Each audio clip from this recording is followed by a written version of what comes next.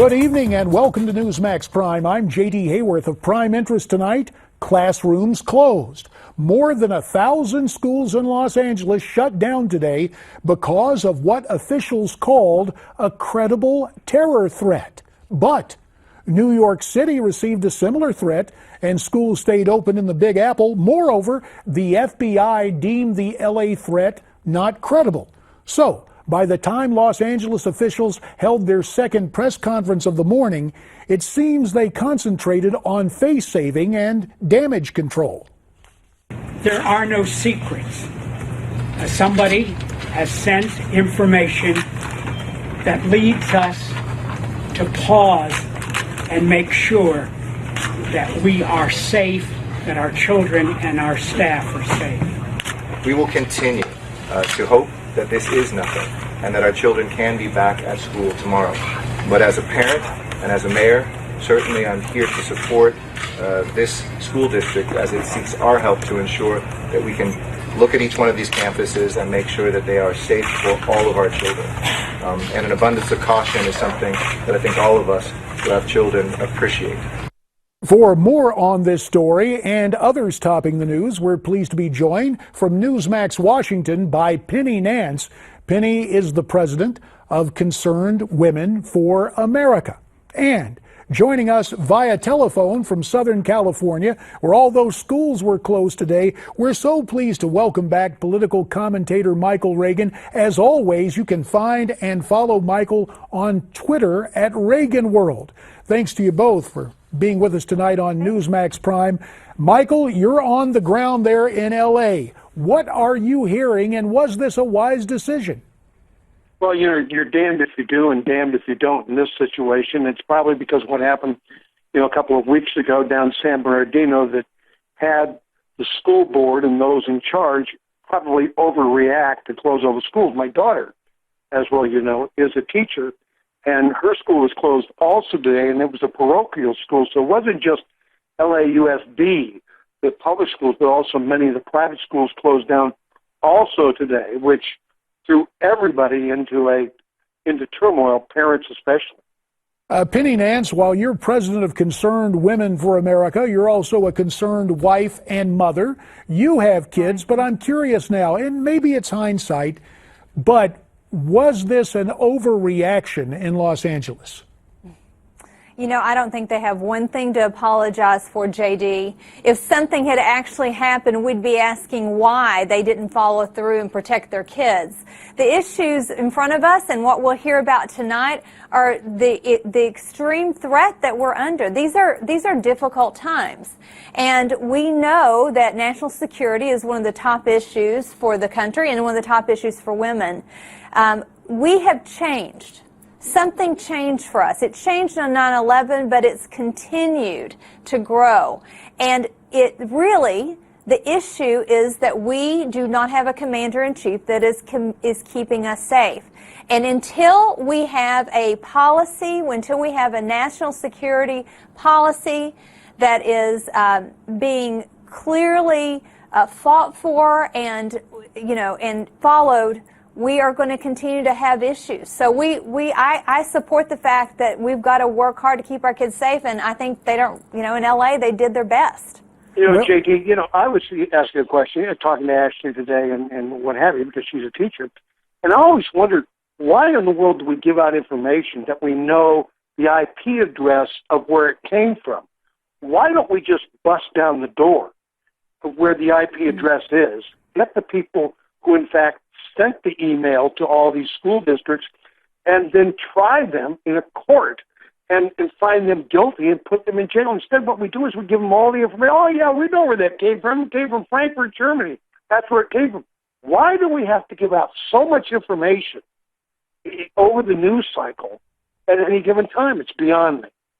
Well, and this takes us back to the debate and the whole policy of national security. Penny Nance, you moved us in that direction. Michael has augmented it with the concern about the way business is done, both by the administration and, quite frankly, by the news media. But Penny, a few years ago, we heard about soccer moms.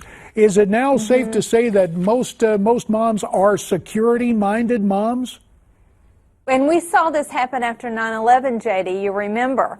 I have predicted for 2 years that national security is going to be the key issue in this election, and I believe that security moms, and security moms, by the way, aren't necessarily Republicans. These are just women who are concerned about our families. A lot of them, a very large number of them, are independents and Democrats. I believe that we will swing the next election. Women have carried every election since 1964. So the Republicans would be very wise to elect someone who is the best messenger, has the best plan, who will be the best commander-in-chief. That is going to be the key to taking this election. And of course, Jeb Bush has put a lot of money behind his messages. There's a new one out from his leadership PAC, or his super PAC, called Right to Rise USA. Let's take a look at it. When the attacks come here, the person behind this desk will have to protect your family. Will he be impulsive and reckless like Donald Trump? Will he have voted to dramatically weaken counterterrorism surveillance like Ted Cruz? Will he have skipped crucial national security hearings and votes just to campaign, like Marco Rubio? 27 generals and admirals support Jeb Bush because Jeb has the experience and knowledge to protect your family. Right to Rise USA is responsible for the content of this message. Are Jeb's advisors hitting the panic button? Yeah, I would imagine so that they are. He said it's 4% or 5%, depending on which poll you're looking at.